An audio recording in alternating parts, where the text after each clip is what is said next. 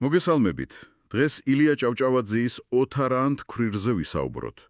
ალბათ გახსოვს ეს. ეს ძლიერი, ცოტა მკაცრი ქალი. შევეცადოთ, ჩავუღრმავდეთ მის ხასიათს და გავიკოთ, რატომ არის მისი ამბავი დღესაც კი ასეთი მნიშვნელოვანი. დიახ, ნამდვილად. განსაკუთრებით საინტერესოა ერთი თემა, რასაც ილია ხიდჩატეხილობას უწოდებს. ანუ, ადამიანებს შორის გაუცხოება. ვნახოთ, აბა, როგორ იშლება ეს ყველაფერი ნაწარმოებებში. კი ბატონო. ოთარანთ ქვრივი მართლაც უნიკალური პერსონაჟია ქართულ ლიტერატურაში. ილია მის სახეში ხომ ხვდები, არა მხოლოდ ერთი ქალის პორტრეტს ხატავს, არამედ მთელი ეპოხის სულისკვეთებას და პრობლემებს გვიჩვენებს. და ის ხიდჩათეხილობა, ანუ როცა ადამიანებს სხვადასხვა ფენის წარმომადგენლებს ერთმანეთის აღარ ესმით თითქოს ერთმანეთის რეალობას ვეღარ აღიქვავენ. მართლაც, რა ვიცი, მტკივნეულად აქტუალურია დღესაც. მოდი დავიწყოთ თვითონ ქვრივით. გარეგნულად ძალიან მკაცრი ჩანს ხო პირდაპირი. ნაწარმოებიდან გვახსოვს, რომ სოფელში მისი ეშინოდათ კიდეც, ყველას ეშინოდა. მაგრამ ეს სიმკაცრე ხომ მთელი სურათი არაა. რა იმალება ამ ფასადის მიღმა? ზუსტად. გარეგნული სიმკაცრის მიღმა. იქ კეთილი და გულუხვი ადამიანია. უბრალოდ ამას არ აჩენს. ანუ არ ამჟღავნებს. თუნდაც მისი ცნობილი პილპილ მოყრილი მადლი ავიღოთ. ეხმარება გაჭირვებულებს, თქვათ, პურს აძლევს, მაგრამ თან ლანძღავს. ისე საინტერესოა, რომ ამ ლანძღვით თითქოს ცდილობს დახმარება თანასწორთან შორის გაცვლას დაამსგავსოს და არა მოწყალებას, ხვდები. ამით იცავს ღირსებას საკუთარსაც და იმისაცაც, ვისაც ეხმარება. ეს არა უბრალოდ პილპილი, ეს რთული სოციალური მანევრია, რომელსაც ღვთის წინაშე აკეთებს და არა, ესე იგი, ხალხის დასანახად. ის ამბავიც ხომ გახსოვს, ერთი ქათმის გამო რომ ბატონს დაუპირისპირდა და ეს იმ დროს, როცა გლეხს ბატონისთვის სიტყვის შებრუნება, წარმოუდგენელი იყო. სანამ თავისას არ გაიტანდა, რატომ იყო მისთვის ასე მნიშვნელოვანი სამართლიანობა, თუნდაც ასეთ წვრილმანში? მისთვის სამართალი იყო უზენაესი. ანუ განურჩევლად იმისა, ვინ იყო მეორე მხარეს. ესეც მისი პრინციპულობის ნაწილია. ამასთან არ უნდა დაგვავიწყდეს მისი საოცარი შრომის მოყვარეობა.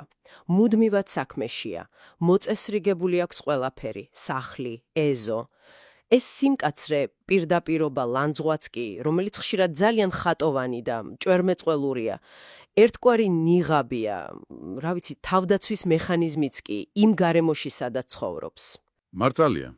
სწორედ ეს განაპირობებს მის გარკვეულ იზოლაციასაც, პირველ ნაპრალს იმ ჩატეხილ ხიდზე, რომელზეც ვსაუბრობთ. თუმცა ეს როლი მისთვის ალბათ ძალიან მძიმე ტვირთი იყო. როგორც თავად ილია წერს, არც ოთარანთს ქვრივს ეხალისებოდა ოთარანთ ქვრივობა. რატომ აიღო ეს ტვირთი საკუთარ თავზე? ეს ძალიან მნიშვნელოვანი კითხვა. ეს არ იყო მისი, ესე თქვათ, ბუნებრივი მდგომარეობა.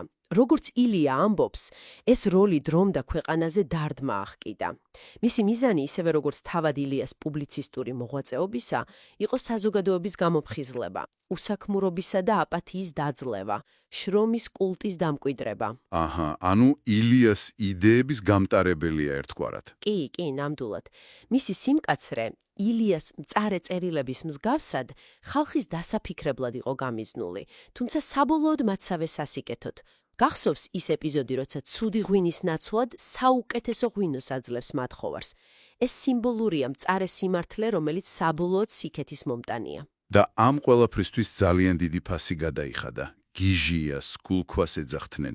საკუთარი ქალური ბუნება თითქოს დათრგუნა. ერთადერთი შვილი ტრაგიკულად დაკარგა და საბოლოოდ მარტობაში აღესრულა. მართლაც მძიმე პარალელია თავად ილიას ბედთანაც. თითქოს სიმართლის თქმას, საზოგადოების გამოფხიზლების მცდელობას ყოველთვის თან სდევს ეს გაუცხოება და გაუგებრობა. და აქ უკვე ღრმად შევდივართ ხიდჩატეხილობის თემაში. ეს ხომ მხოლოდ ქვრივის პირად ტრაგედიას არ ეხება, არა? არა, რა თქმა უნდა, არა. ეს უფრო ფართო პრობლემაა. ერთი მხრივ, ეს არის ხიდი სწორედ ასეთ გამორჩეულ პიროვნებებსა ქვრივსა და გიორგის გულისხმობ და დანარჩენ საზოგადოებას, ანუ სოფელს შორის. მათი განსხვავებული ღირებულებები, ზნეობა, შრომის მოყვარეობა ქმნის უფსკრულს. სოფელს უბრალოდ არ ესმის მათი, რადგან ისინი არ ჯდებიან მიღებულ ჩარჩოებში, რაღაცნაირ დოგმებში. კი, მიუღებლობა, სრული. და დააკვირდი, როგორ გავს ეს დღევანდელობას.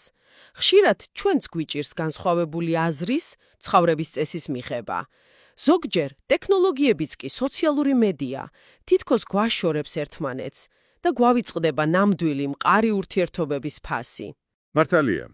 და მეორე ჩატეხილი ხიდი სოციალურ ფენებს შორისაა, ხომ? თავადებსა და გლეხებს შორის. ისინი თითქოს სხვადასხვა პლანეტაზე ცხოვრობენ.